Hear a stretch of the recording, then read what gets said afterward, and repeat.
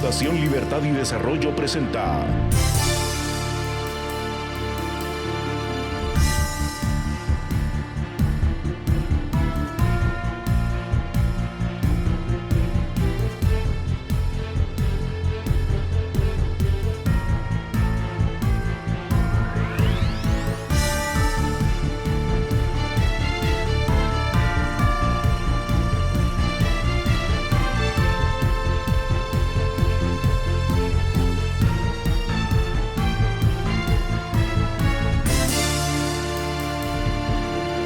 Razón de Estado con Dionisio Gutiérrez.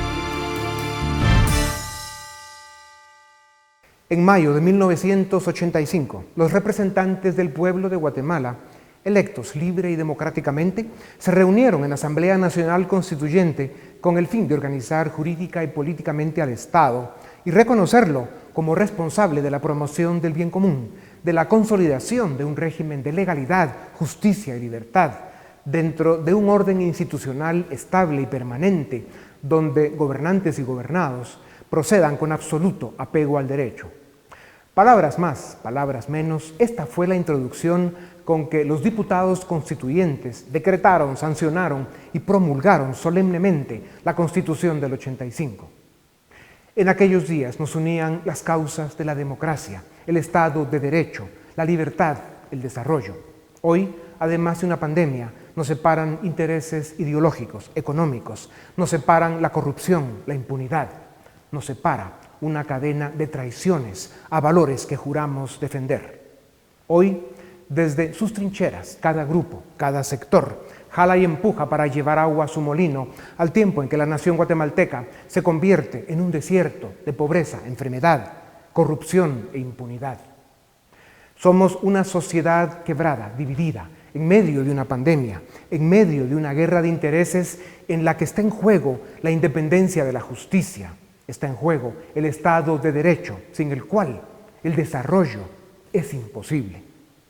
Como sociedad tenemos diferencias y conflictos no resueltos, pero hoy la responsabilidad impone salvar las Cortes de Justicia para resguardar el frágil Estado de Derecho que nos queda. Es cierto que hay señalamientos a magistrados del Tribunal Constitucional por responder a una agenda ideológica, alejarse de la ortodoxia económica, debilitar la certeza jurídica, ser obstáculo para el desarrollo socioeconómico de nuestro país. Sin duda alguna hay espacio para mejorar, pero por el bien de Guatemala, por la democracia y el Estado de Derecho, se debe respetar y salvaguardar la absoluta independencia de la Corte Constitucional. Esta Corte tiene la última palabra sobre el sentido y el alcance de la Constitución y las leyes. Esta Corte debe ser la institución más respetable y respetada de la República. Virtudes que se ganan, es cierto, y para lo que habrá que seguir trabajando. Ahora bien, la sobrevivencia de nuestro proyecto de República Democrática depende de que veamos la inmensa gravedad que representa el hecho de que candidatos a magistrados de las Cortes de Apelaciones y la Corte Suprema de Justicia respondan a políticos corruptos, a capos mafiosos y a delincuentes confesos como Sandra Torres, Valdizón, Pérez Molina o Gustavo Alejos. La nación guatemalteca se enfrenta a esa peligrosa banda de grupos criminales que pretende asfixiar los escasos logros alcanzados en materia de justicia para mantener el secuestro del Estado. Esta amenaza supone una agresión de tan enorme calibre al Estado de Derecho que Guatemala corre el riesgo de condenarse a la irrelevancia al convertirse en un Estado criminal por décadas. Los jueces son la conciencia de la nación. Cuesta creer que un grupo de juristas se quieran prestar a ser monaguillos o monigotes de una clase política corrupta y decadente. Esconder su vergüenza y destruir su reputación a cambio de un puesto en las Cortes para proteger y proveer impunidad a la peor escoria de la sociedad a cambio de dinero les hace peores personas que sus protegidos. Muchos de esos protegidos son diputados o dueños de diputados. Por eso no es casualidad que desde las cárceles y desde el Congreso se conspira y se intenta el secuestro de la justicia. Guatemala va a cambiar y va a construir una democracia de leyes e instituciones solo si estamos dispuestos a asumir el costo y los sacrificios que esto representa. Pero hoy debemos saber que somos una nación en riesgo de convertirse en un narcoestado criminal. Un Estado democrático y de leyes que se respetan es una obra que solo se alcanzará a través de la educación, el tiempo y una larga práctica de instituciones políticas que se dan a respetar y que son garantes de la justicia, el Estado de Derecho y la libertad.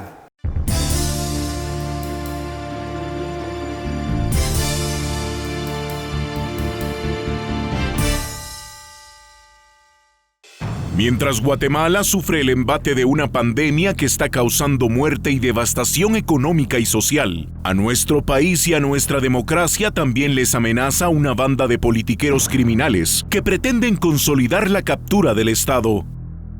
Como si la catástrofe provocada por el COVID-19 no fuera suficiente, esa banda criminal está ejecutando un plan siniestro para tomar control de las Cortes de Justicia, capturar las instituciones electorales y perpetuar el sistema corrupto que mantiene a Guatemala en el más humillante subdesarrollo.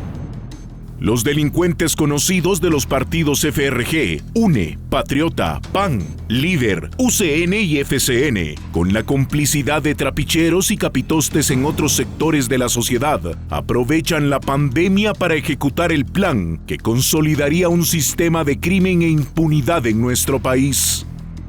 Estos rufianes tienen todo listo para secuestrar las Cortes de Apelaciones y la Corte Suprema de Justicia, instancias que deciden si los criminales salen libres e impunes o van a la cárcel. Esa mafia criminal que busca impunidad necesita que el Congreso de los Diputados elija magistrados cómplices, afines y comprometidos con la corrupción.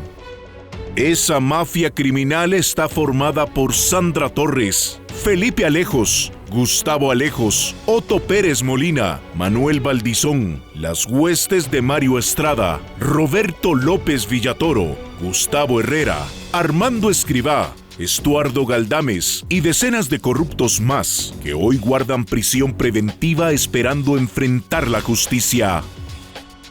La Corte de Constitucionalidad y el Ministerio Público han buscado reconducir la elección en las Cortes de Justicia por caminos de mayor probidad y transparencia. Pero esta mafia criminal presiona y amenaza a las autoridades de estas dos instituciones, que son, en este momento y en medio de la severa crisis que vive nuestro país, las salvaguardas del Estado de Derecho y la democracia. La Corte de Constitucionalidad ha dictado resoluciones y enmendado el proceso de elección para evitar el secuestro criminal del Poder Judicial. En otros casos, esta Corte no ha quedado exenta de polémica, pero esto no justifica el intento de grupos criminales que buscan doblegarla para consumar la captura del Estado. Los partidos políticos decentes y los diputados honorables tienen la responsabilidad y la obligación de denunciar los intereses criminales de los grupos mafiosos y defender la democracia y el Estado de Derecho. Sociedad civil, empresarios, tanques de pensamiento y ciudadanos en general, debemos también decir presente para defender la institucionalidad democrática y evitar la consumación de la captura criminal del Estado que traman desde las cárceles y que pretenden ejecutar desde el Congreso. Evitemos que sean delincuentes quienes designan a los magistrados que les juzgarán. No permitamos que las Cortes sean cooptadas por la mafia. Exijamos compostura y respeto a la ley en el Tribunal Supremo Electoral. La pandemia pasará en 1 o 2 años más, pero si permitimos que los politiqueros criminales ejecuten la captura del Estado, condenaremos a una generación de ciudadanos a vivir en una pandemia más destructiva y humillante que definen palabras como corrupción, desgobierno, impunidad, desempleo, pobreza, narcotráfico y subdesarrollo. Guatemala merece un mejor futuro.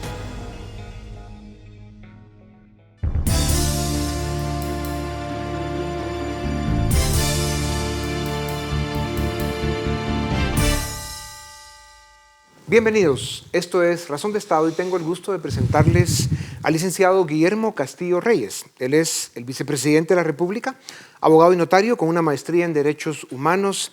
Tiene una larga y exitosa carrera profesional en instituciones de los sectores público y privado. Señor vicepresidente, gracias por darnos unos minutos. Sabemos lo ocupados que ustedes están, tienen algunas crisis que manejar y por eso, de verdad, gracias.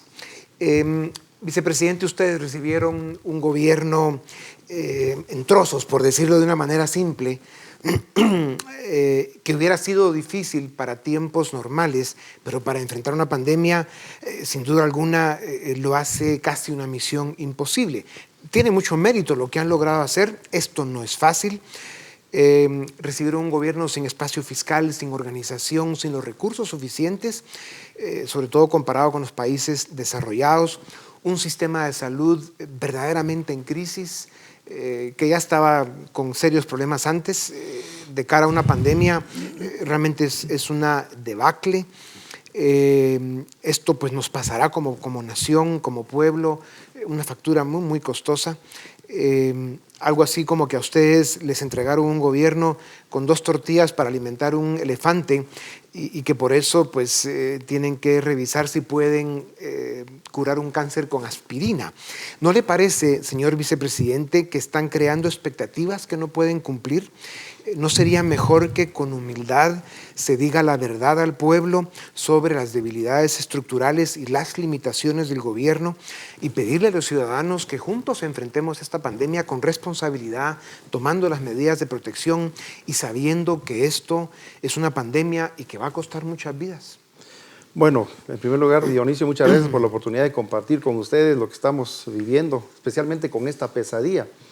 Yo creo que en efecto para nosotros ha sido muy complicado lidiar con esta situación porque primeramente es un aspecto de salud y nos hemos encontrado con un sistema de salud colapsado prácticamente en todas sus áreas. Ningún país, de hecho, en el mundo, creo yo que estaba preparado para lidiar con una situación de esta naturaleza, pero nos tocó y nos ha correspondido pues ir tomando las medidas correspondientes.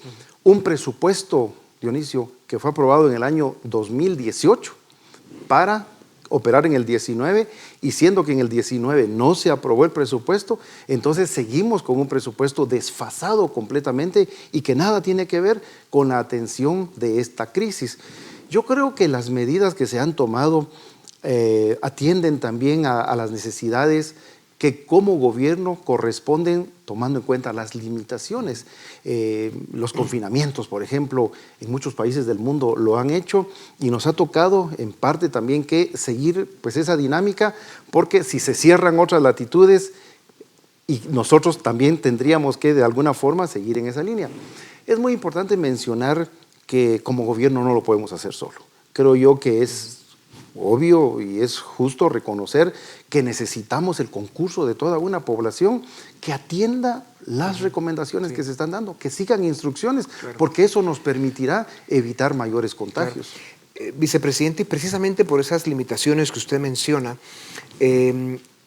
crea consecuencias muy negativas el hecho de que el gobierno se quiera poner muy proteccionista o como el papá de los niños a quienes quiere proteger pero no puede porque no tiene los recursos y realmente no les queda otra alternativa que compartir la responsabilidad con los ciudadanos y tomar en cuenta que si bien se ha hablado de una economía o un país cerrado, no ha sido cierto, porque la gente sigue con una economía donde el 70% de la población económicamente activa es economía informal y tienen que trabajar en la mañana para comer en la tarde. Ellos no han hecho un solo día de encierro. Y entonces lo que ustedes han hecho realmente es encerrar al 80% de la economía que la produce el 30% de la población económicamente activa. ¿Cómo resuelven esa contradicción y si están conscientes del daño que ha hecho, sobre todo por los toques de queda o el día que cierran de la semana el país, sabiendo de que el domingo hay contagio y por eso cierran y el sábado no y por eso está abierto? Hay contradicciones que indicarían que no es una estrategia coherente. Bueno, muy conscientes de las repercusiones, por supuesto. Ahora, importante mencionar que la prioridad de gobierno ha sido mantener la salud y la vida de las personas y por eso la necesidad de tomar una serie de medidas. Un gobierno paternalista, por supuesto, se visualiza siempre y cuando la población no atienda las recomendaciones, porque aquí volvemos. Miren, las fiestas que se hacen de noche, los mercados, los sepelios en donde la gente sigue llegando en cantidades, obliga al gobierno a tomar ese tipo de medidas de confinamiento que posiblemente no gustan a muchos, pero que son las medidas que se han analizado para tratar de resolver en alguna medida el mayor contagio. No queremos seguir viendo en hospitales personas que están falleciendo. Y por supuesto, yo como ciudadano no me quiero contagiar, pero ese es el mensaje para más población. Sí. ¿Quieren que abramos la economía? ¿Quieren que nos sigamos moviendo? Por favor, apoyen las medidas y mantengamos pues, las condiciones necesarias para no contagiar a más personas. Claro. Vicepresidente, cuando ustedes hablan de encierro, en la práctica, en la vida real, como usted acaba de decir, en los mercados es imposible, hay gente trabajando durante el día para comer al final del día, no pueden darse el lujo de estar a dieta demasiados días. Esto pues sucede en todo el país realmente y lo que esto está generando es que los confinamientos de alguna forma engañan a la gente porque teóricamente están en confinamiento, pero en la práctica no está sucediendo. Entonces realmente la argumentación, la narrativa en la que habría que entrar es hacer responsable a la gente. Es decir, miren, esto es una pandemia, somos un país con los niveles de pobreza que se tienen, con la economía informal, que es una realidad con la que tenemos que vivir, y entonces obligarnos a esa responsabilidad individual, porque es la única que nos va a sacar al final del día de esta crisis. Es muy cierto. A ver, yo recibo peticiones de diferentes sectores y que me dicen muchos de ellos, miren, por favor cierren el país 15 días, ciérrenlo 20 días. Hay gente incluso que se atreve a pedir que cerremos a partir de ahora 30 días al país. Pero cuando uno se pone a analizar, muchos de ellos son quienes o están recibiendo un salario al final de mes sin trabajar, o muchos otros pues que tienen algún posible ingreso que eso les permite estar con una tranquilidad sobreviviendo un encierro. Ahora, tenemos que ponernos también en el lugar de las personas que viven diariamente de lo que ganan. Esa gente necesita salir a trabajar y es ahí en donde nosotros irresponsablemente, Dionisio, no podemos decir mañana vamos a abrir todas las actividades, todo el transporte público, si no se van a atender las medidas correspondientes. ¿Quieren que abramos? Perfecto. Los protocolos se están definiendo prácticamente ya para volver a esa normalidad, pero va a ser obligado que se cumplan, que se atiendan. De hecho, mucho sector privado ya lo está haciendo, muchas empresas, porque sus trabajadores les piden pues volver a sus actividades. Pero si no atendemos esas medidas de seguridad, va a ocurrir lo que en otros países está sucediendo ya, los rebrotes que vuelven a complicar otra vez la situación económica. Así que la responsabilidad tiene que ser compartida, gobierno y población. Señor vicepresidente, ¿no es un error el usar esa métrica del aumento o la baja en contagios o hablar de rebrotes cuando la realidad es de que esto es una pandemia y hay un número importante de científicos diciendo que probablemente no veamos ni segunda ni tercera ola, sino que simplemente va a haber una sola, digamos, ola o línea de contagio que va a ser creciente hasta que se acabe la pandemia, que podría bajar la velocidad en algunos momentos, pero la tendencia siempre va a ser para arriba, porque esto es una pandemia, es un virus muy contagioso, insisten los científicos, con el que hay que aprender a vivir, y entonces los países, según sus propias circunstancias, para sobrevivir y no al final provocar que hayan más muertes por hambre que por fiebre, tenemos que aprender a vivir con el virus. Claro, esos protocolos son importantísimos, los ciudadanos tienen que ser responsables, pero ustedes como gobierno no creen que es incluso peligroso el que quieran asumir la responsabilidad del número de muertos o del colapso de los hospitales cuando eso está pasando incluso en los países desarrollados? A ver, esta pandemia vino para quedarse, como mucha gente lo ha manifestado, y yo estoy de acuerdo que es impredecible saber qué va a pasar con los picos, los rebrotes, y no podemos estar confinados para toda la vida.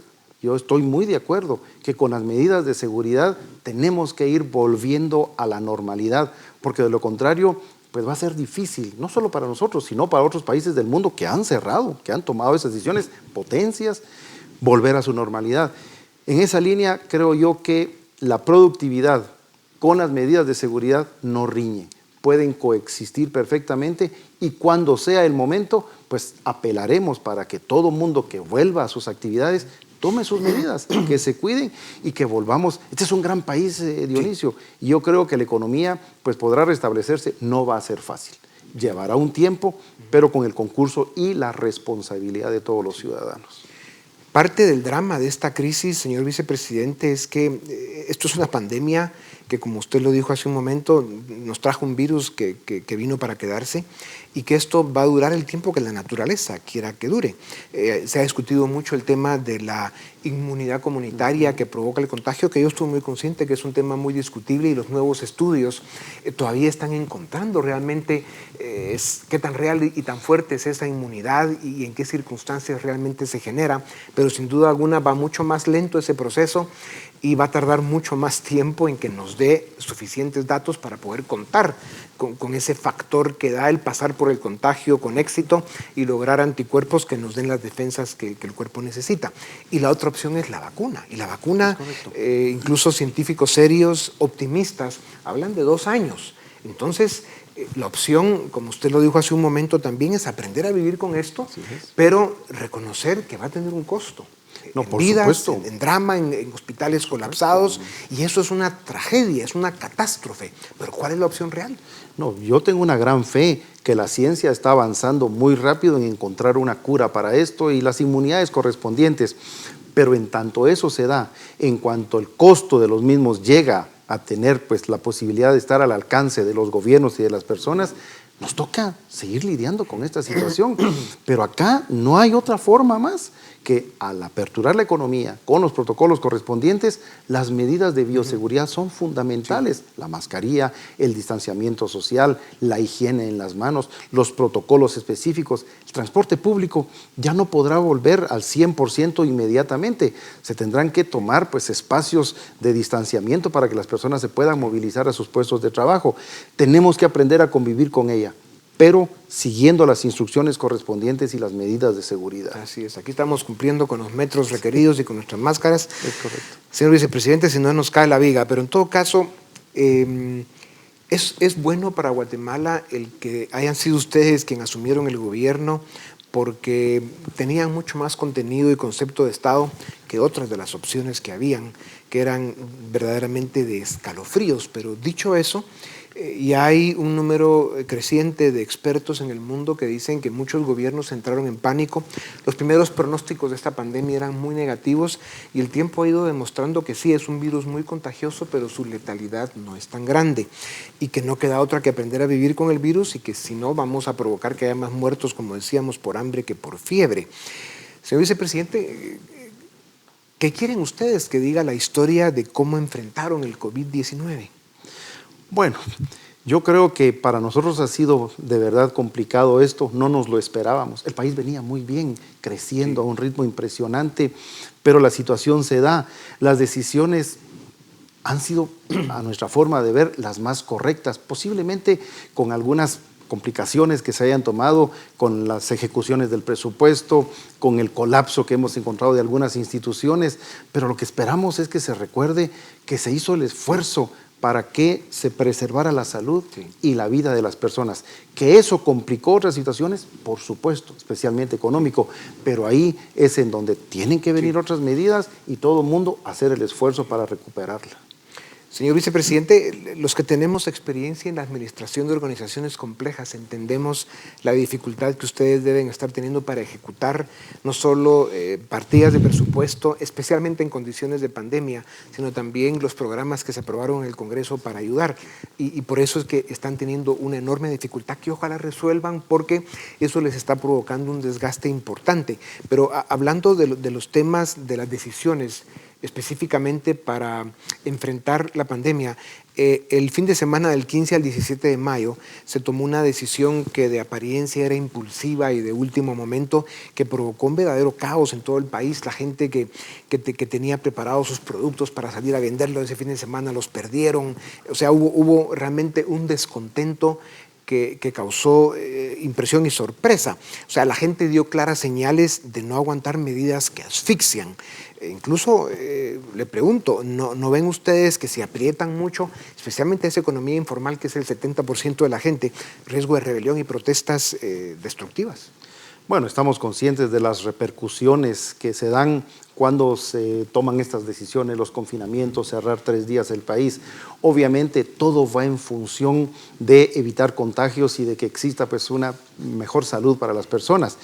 Yo creo que los guatemaltecos han sido tolerantes y de verdad han entendido la importancia de que nos tenemos que cuidar, y por eso mismo medidas como esa muy difícilmente, si todos somos responsables, si no seguimos haciendo esas reuniones masivas en donde los contagios se pueden dar, yo creo que difícilmente volveríamos a cerrar, por ejemplo, como se dice en redes, que se van a cerrar 15 días, que se va a cerrar 20 días el país. No, yo no lo veo así. No es realista, pero depende, ¿verdad? no es realista. Sí. Depende de nosotros, porque estoy muy claro, Dionisio, el país no aguanta confinamientos ya de ese tamaño, pero, a ver, apelamos a la responsabilidad y a la seriedad de que cada quien también tome las medidas correspondientes para cuidarse. Sí. ¿Quieren que abramos el país? Que sigamos con las actividades económicas de forma pues mayoritaria, pero que nos ayuden y que den seguimiento a las instrucciones que se giran desde el gobierno. Sí.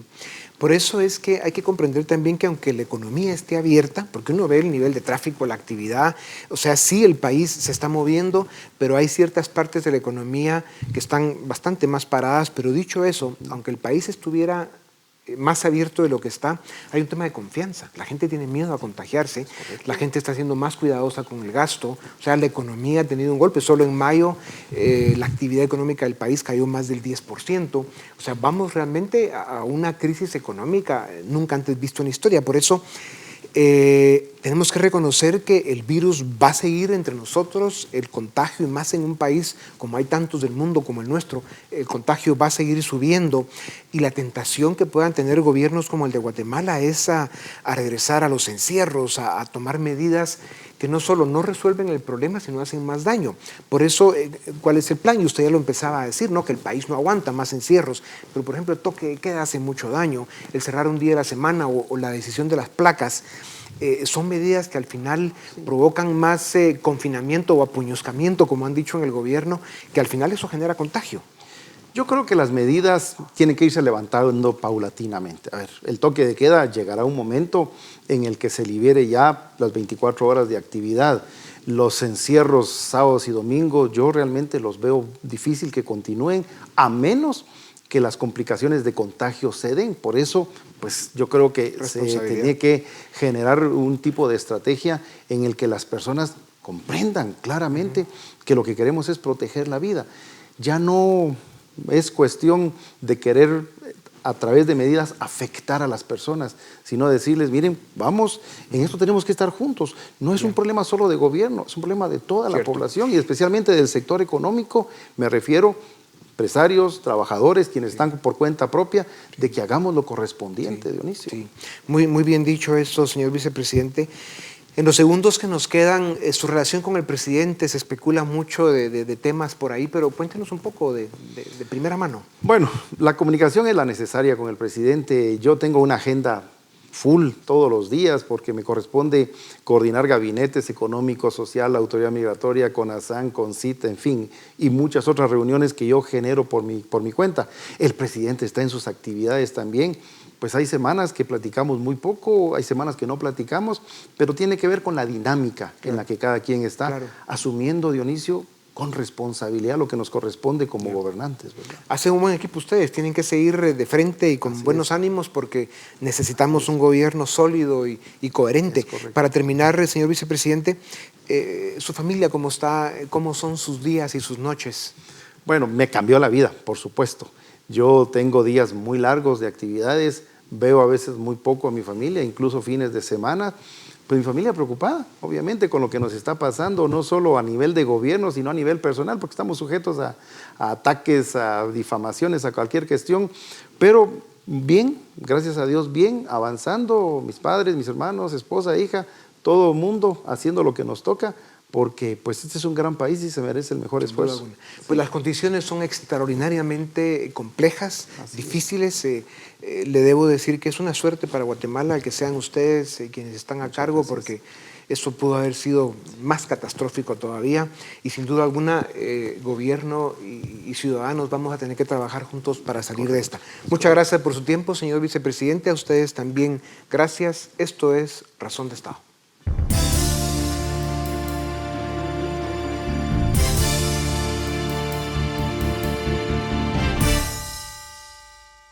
Iniciamos el debate en Razón de Estado. Hoy vamos a discutir sobre la crisis que está sucediendo en las altas cortes de justicia del país.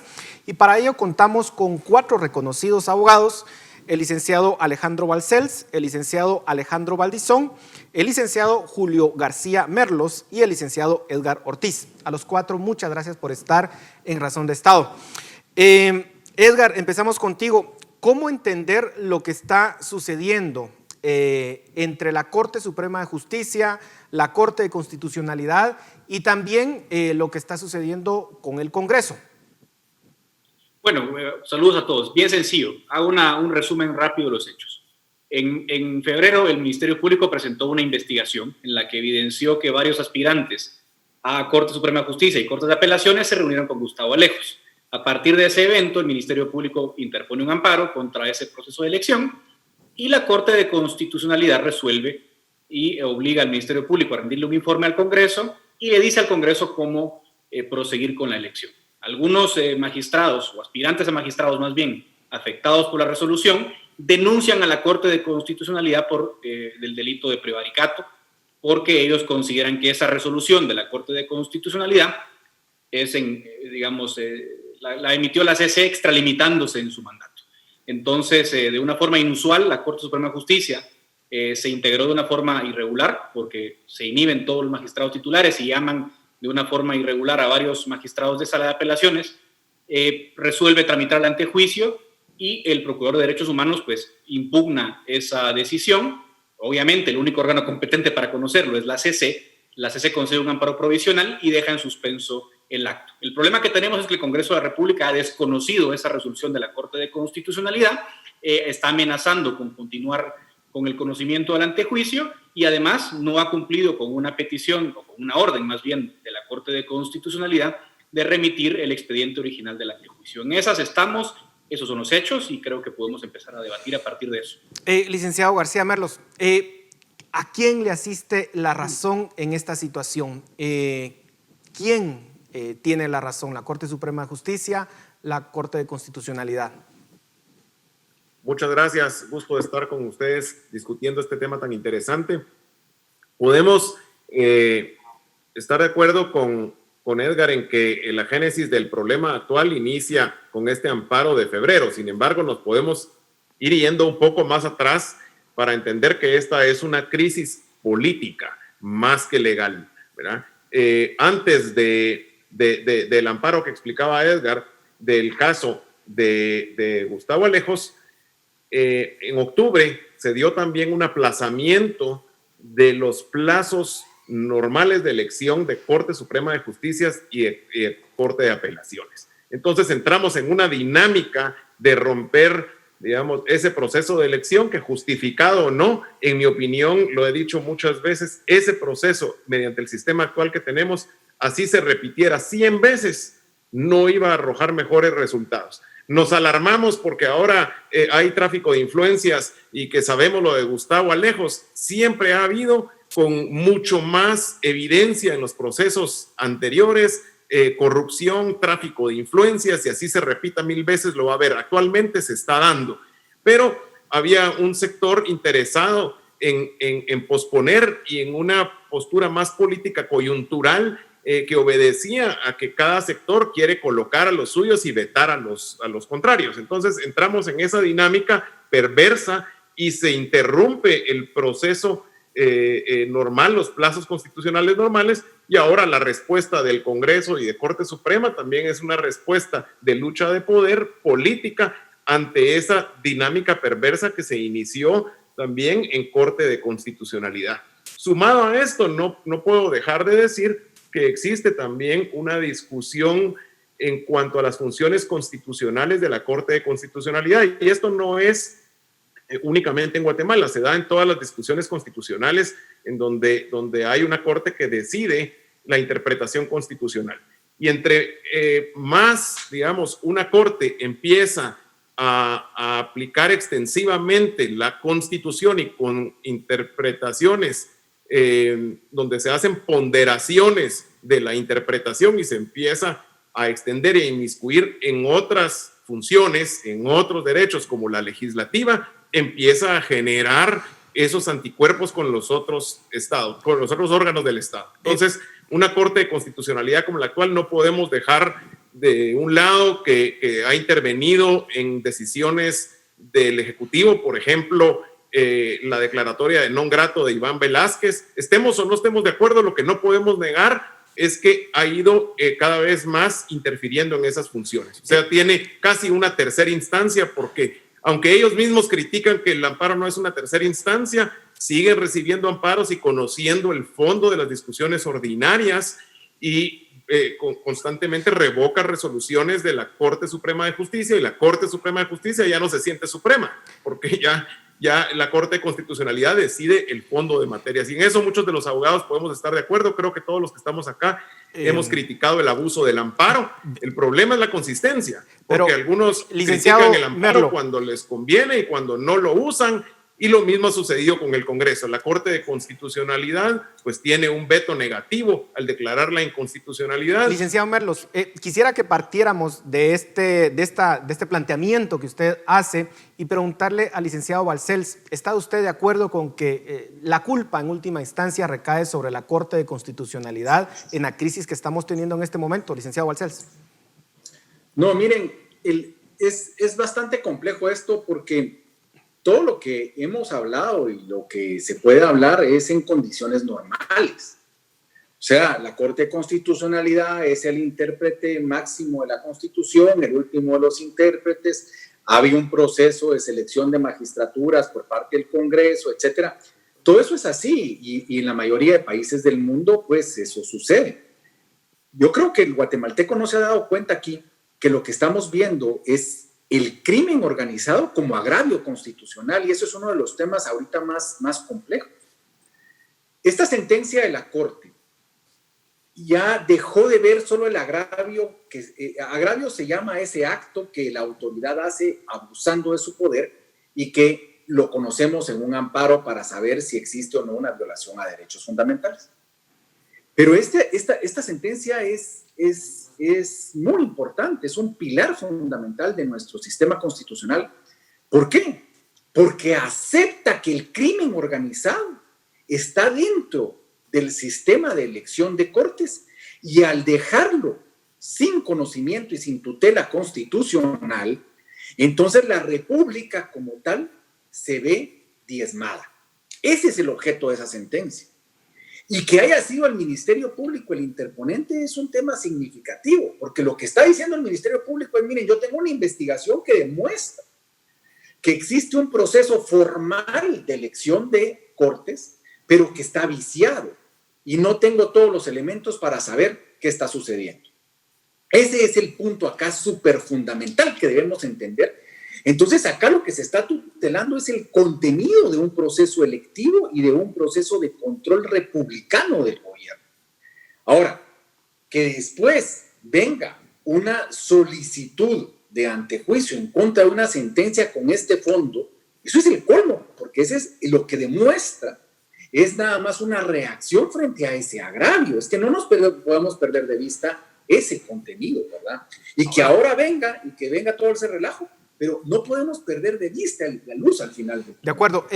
Licenciado Valdizón, ¿coincide usted en que la CC tiene la potestad de vigilar ese proceso y de emitir esas sentencias para que, como lo plantea el licenciado Balcells, podamos tener una elección mucho más transparente? ¿Coincide usted con ese planteamiento? No, este no es un tema que se pueda plantear como lo expone Alejandro en términos de blanco y negro y un bando frente a otro. Ojalá fuera así de sencillo, pero en realidad realmente no es así. Aquí hay varios temas que hay que ir entendiendo y pues suena bonito, digamos, invocar ideales republicanos, porque desde luego que eso es a lo que todos aspiramos, pero también esos ideales republicanos y esos elementos republicanos hay que saberlos contextualizar. y entender que dentro de ese mecanismo de sistema republicano debe haber frenos y contrapesos que operen para todos los involucrados. Y las garantías constitucionales también deben operar en ese mismo sentido, no solo en el sentido que les convengan a unos o a otros, o a quienes se identifiquen como un bando o con el otro. Ese es un tema sumamente peligroso. La Corte de Constitucionalidad, sin duda alguna, y esta no es la primera vez, se ha extralimitado en sus funciones. Esto está más que claro y eso lo va a sostener cualquier jurista serio en Guatemala. Quienes no quieren aceptar eso, pues simplemente son posicionamientos ideológicos afines a las posiciones que la Corte de Constitucionalidad ha defendido, entonces ahí el argumento de ellos cae por su propio peso. Ahora, desde luego, en que el sistema de selección de magistrados es un sistema viciado, es un sistema obsoleto, es un sistema caduco. Y eso ha sido así básicamente desde que se instaló. Y como bien decía Julio, y esto lo he sostenido yo también muchas veces, no es primera vez que intereses oscuros, intereses nefastos intervienen en los procesos de designación de jueces. Es más, esa es la regla, no es la excepción. Lastimosamente, nuestro sistema de designación de magistrados está tan pésimamente diseñado que esos son exactamente los resultados que producen. Hoy quizá se ha hecho más visible para muchas más personas, pero esto siempre se ha dado. Y hoy hablamos de unos actores, pero siempre han habido actores que han tratado de influir en la integración de las cortes para beneficio político. Ahora, eso es así. Espero que me extienda, Paul, pero creo que todos debemos tener la misma cantidad de tiempo. Y voy a terminar el punto. Y entonces, ¿qué pasa?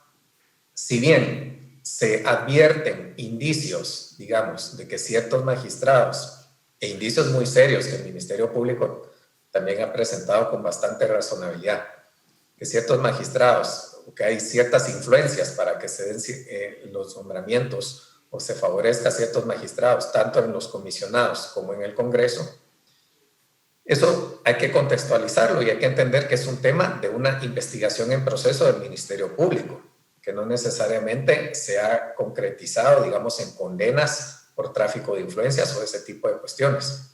Entonces también es importante que las Cortes respeten el debido proceso y que no condenen precipitadamente o tomen, digamos, situaciones incluso como hechos notorios, como la propia Corte de Constitucionalidad dijo, bueno, son cosas que hay que probar en un proceso. Ok, licenciado Ortiz, ¿cuál es, digamos, cómo podemos mediar en esta situación que pareciera complicada, con bastantes intereses y compleja?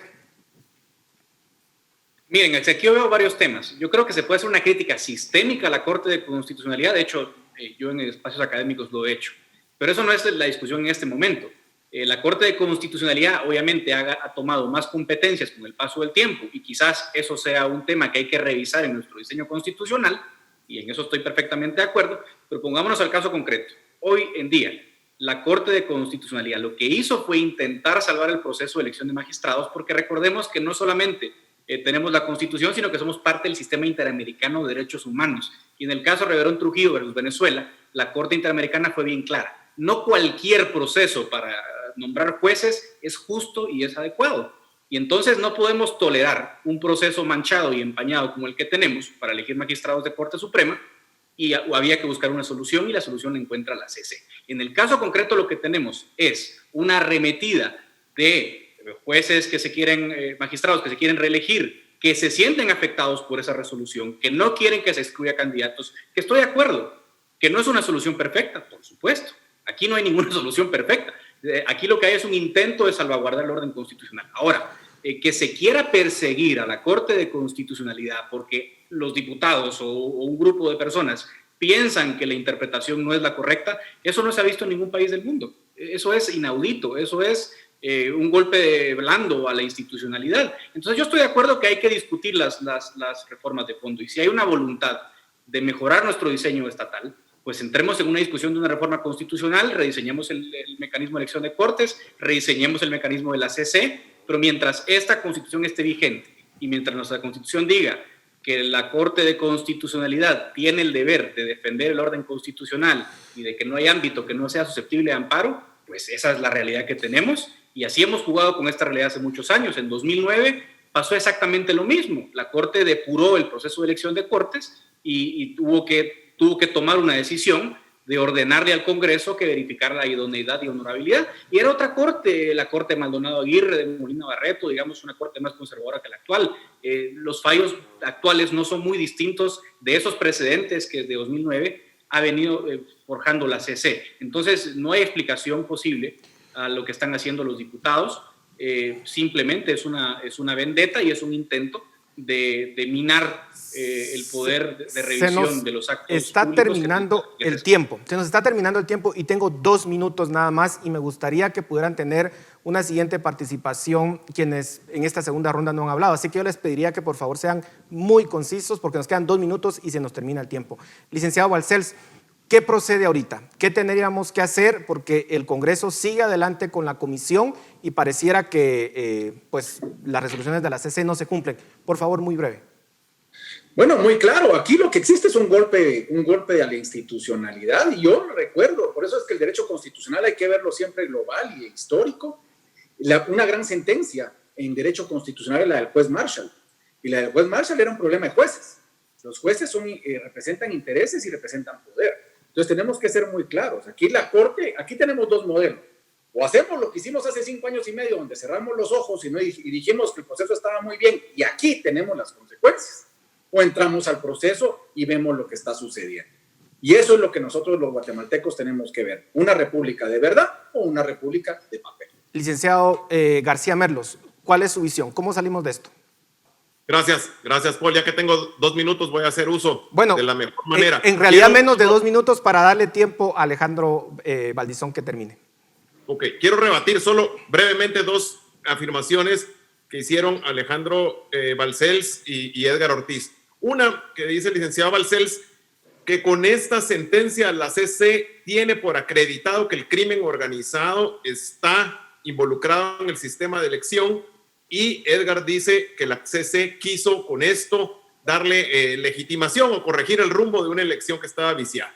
Ojo con eso porque eso es lo que en gran parte causa la crisis, porque en esa sentencia de la CC, si es lo que dice Alejandro Balcells, que se tiene por acreditado que estas personas pertenecen al crimen organizado, a estas personas no tuvieron derecho de contradictorio, no hubo prueba, no hubo un procedimiento de defensa, sino que se tuvo por acreditado como hecho notorio, como que fuera rompiendo el estándar de prueba que requiere para tener por acreditado algo tan grave. Licenciado García Merlos, pero lo que se está terminando el tiempo. Acreditado en la reunión con Gustavo Alejo. Se nos está terminando el tiempo y necesito, Alejandro, licenciado Valdizón, por favor, terminamos con usted 30 segundos y se nos terminó el tiempo. Gracias. Bueno, sí, igual, continúo en la línea de lo que comenta Julio y tampoco es válido el argumento de Edgar en el sentido de hacer una equiparación entre las decisiones de esta Corte con las decisiones de cortes anteriores. Y realmente me sorprende mucho el comentario porque uno puede ver las decisiones de esta Corte y uno ve realmente la forma en que se ha extralimitado y que ha aplicado disposiciones al procedimiento, incluso que ni siquiera están ni en la ley ni en la Constitución. Entonces, ya básicamente lo único que haría falta acá es que venga la Corte de Constitucionalidad y diga, mire, mejor pongan a estos o a estos otros. Vamos a tener que tener una segunda parte de esta discusión. Muchísimas gracias a los 4 por sus comentarios y con ustedes volvemos la próxima semana. Esto es Razón de Estado.